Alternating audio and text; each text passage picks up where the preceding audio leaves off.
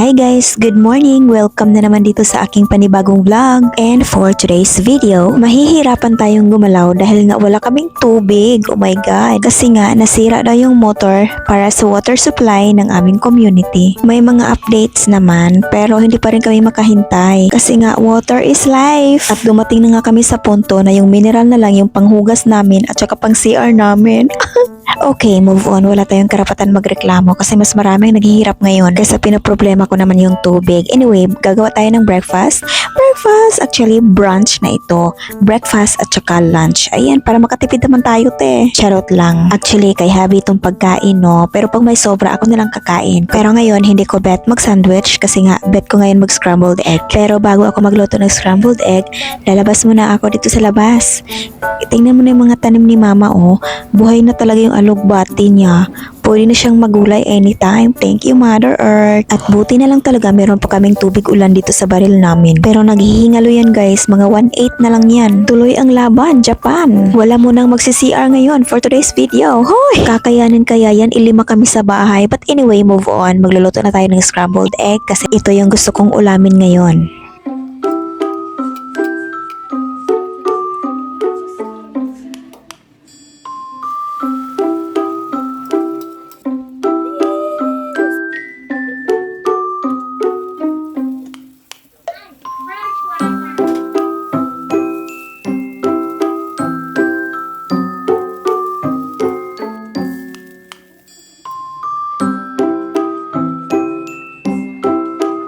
Brunch is ready! Kami lang munang tatlo kasi work ang kanilang inahan. At may tira pa pala kaming ulam last night, paksiw na isda. And of course, ako lang naman yung kakain yan kasi hindi naman kumakain ng isda tong mga batang to. O, tingnan mo, itlog lang yung kinuha tapos siniseparate yung kamatis. Ako lang naman yung kakain yung sobra nila. Mahilig din pala ako sa ampalaya guys. O, tingnan mo, ako lang talaga nakakaubos ng ampalaya na yan.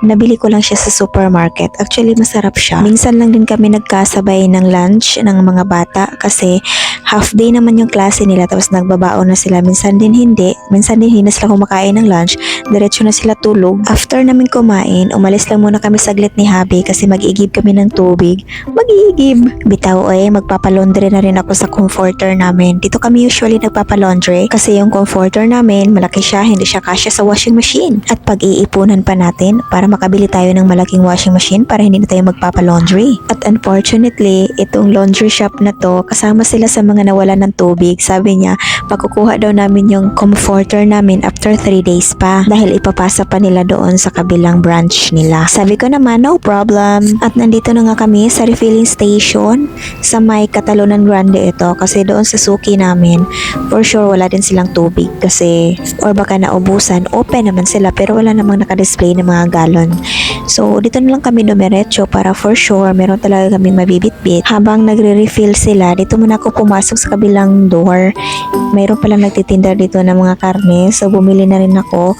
Actually, medyo cheaper sila kumpara sa supermarket. At naisipan kong bumili ng pangsabaw.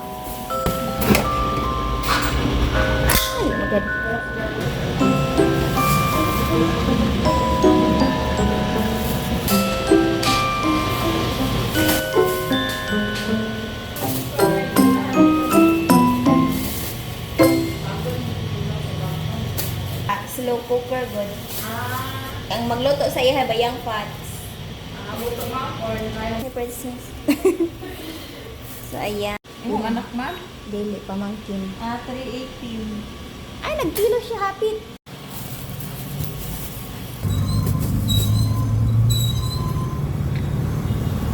Pauwi na kami. So, nag-drop muna kami dito sa Rose Bake Shop kasi bumili ako ng bread. And then, bumili na rin ako ng banana doon sa labas kasi gusto kong kumain ng ganito.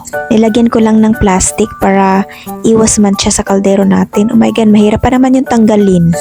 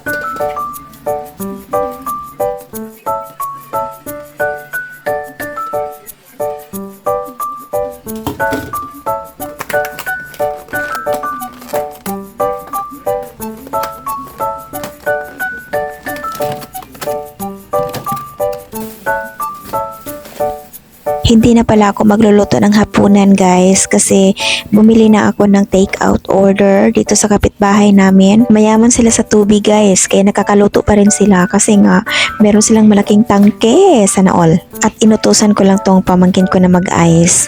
Syempre 'di ba gusto pa rin natin yung may ice kasi minsan bumili kami ng soft drink so mas mainam talaga na merong ice. Lalo na sa panahon ngayon, oh my god, iba na talaga yung init. Hindi na sapat yung nasa dispenser na cold. Opo, kahit gabi na nagkakape pa rin ako, merienda yarn. Ito yung favorite ko na partner sa kape. O 'di ba? Lakas maka childhood. Habang nagkakape ako, of course, ipa-follow up natin yung order natin kung anong oras darating. Kasi gutom na rin yung mga kasama ko dito. Saging pa more. Na ay fire truck during the pita.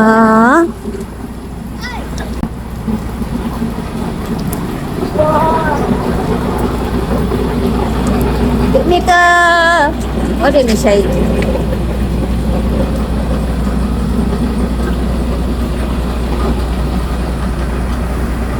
Nagkabo may tirik tubig. Pero takakabo kay nasa lahos na nila. Wala ni. Ay, upat din ang husta. Wala ko.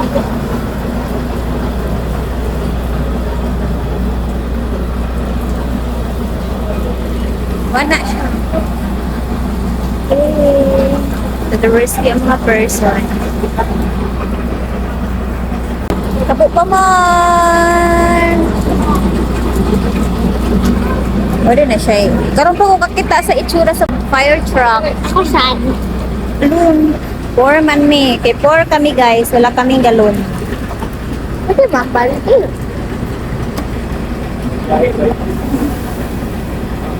Ay, mangita daw ko galon dito. Yan.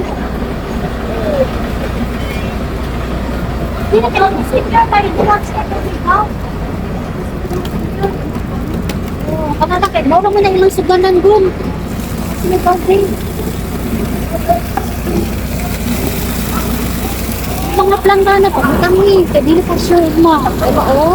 Butang niya yung planggana. Isa pwede ka, zero, pwede mabutangan. Hindi na pa sure. Pwede sa pitsil. Mahal saan eh? Tayo nga ng watos, mapas na kong isa. Ano wala yung bobo? Maladako mo yan, baka. Sorry kayo. Senior, wala na din sila panghugas plato pa. Tabangan na lang na ako. Uy, po sa senior. Tuwason na ba rin, tuwason? Wala na nakagsabon. Nakagsabon. Right. Sara na among balde, oh my God. Naon sila. Last na lang! Ay, balik pa na sila. Balik pa mo? Second batch. Balik pa daw sila. Isa na ko. Pero, Okay. Let's go. Ano kinabuhi isa? Nahurot na naman na. Oy, dili problema ang di ka vlog dito sa anino lang para makita sa amin. Kinsa ingon nga wadi may kabalo mo hakot, ha? Balo mi mo. Ibala.